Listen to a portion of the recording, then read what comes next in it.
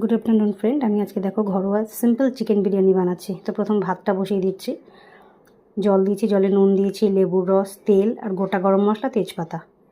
এগুলো জলটা যেই ফুটে উঠবে, টকবক করে ফুটে উঠলে চালটা দিয়ে দেবো। যে চালটা আমি 1 ঘন্টা আগে ভিজিয়ে রেখেছিলাম।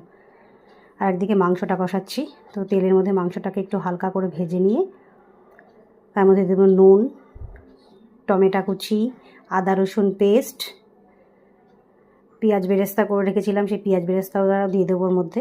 দিয়ে তারপরে দেবো হলুদ, একটু কাশ্মীরি লঙ্কার গুঁড়ো, কালার হবে, কাশ্মীরি লঙ্কার গুঁড়ো দিয়ে ভালো করে কষিয়ে নিয়ে বিরিয়ানি মশলা আর একটু কেওড়া জল, একদম শেষে দেবো একটু দই, টক দই ফেটিয়ে রেখেছিলাম সেটা দিয়ে দেবো। দিয়ে মাংসের সাথে কষিয়ে নিয়ে আলুটাও আগে থেকে ভেজে রেখেছিলাম একটু কালার, হলুদ কালার দিয়ে, সেটাও দিয়ে দিলাম।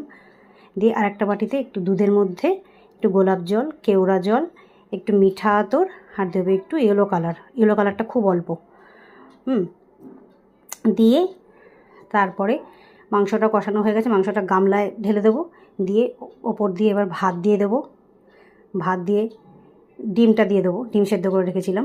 তারপর দিয়ে দেবো পেঁয়াজ বেরেস্তা, তারপরে দিয়ে দেবো বিরিয়ানি মশলা আর ওই হলুদ কালারটা, আর আমি একটু ওপর দিয়ে ঘিও দেখিয়ে দিয়েছিলাম, ঘিটা দেখানো হয়নি।